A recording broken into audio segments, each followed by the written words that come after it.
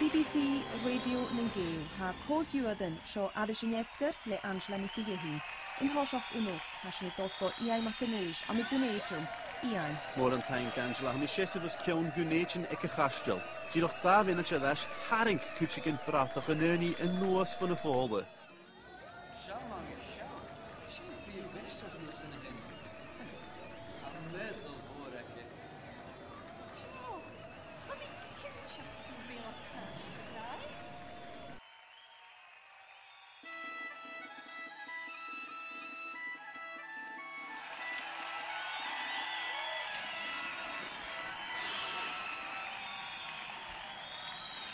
Hey.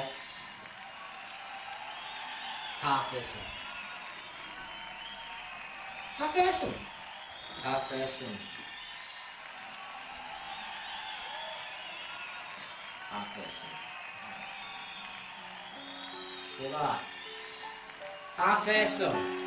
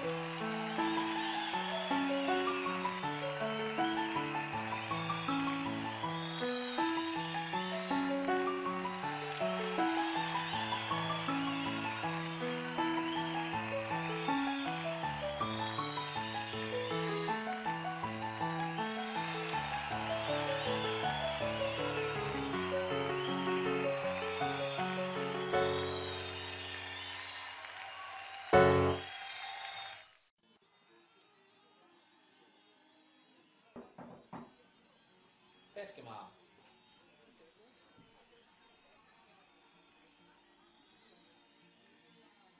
Official.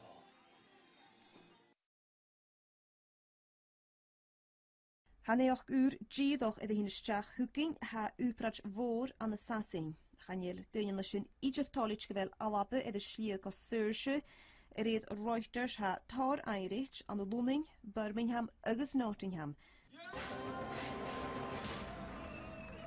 BBC Radio Ningale ha ochguadan seo Oidhche na Madaine le Angela Nicolahin in háiseach chéad sin go iai macanúis an Gunéitin iai. Mór an Taigh Angela bhfuil apar scialach bhónich in SNP referendum na Halappe. Charó dúlach lúning dí seo get a bhana contas an bheach go gíise gain godó in SNP thoiseach agus go bhíh Saoirse ag Halappe. Sé lá eachtriála ha seo agus ha tuillig get fare. Sí chéistig mensen na Halappe in dú, cún a bhís lá na Saoirse. Ha meister samen de grammar ha, bin dit een lá seo chamal cholúas a hí an rialtas bile nuismolach na Halappe a chudinganiach.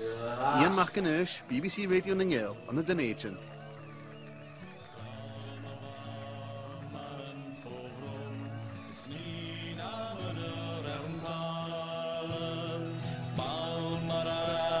A horsig sin a cóisio géir an trein a chrain dú ach mín an chríb is chain ar an lá.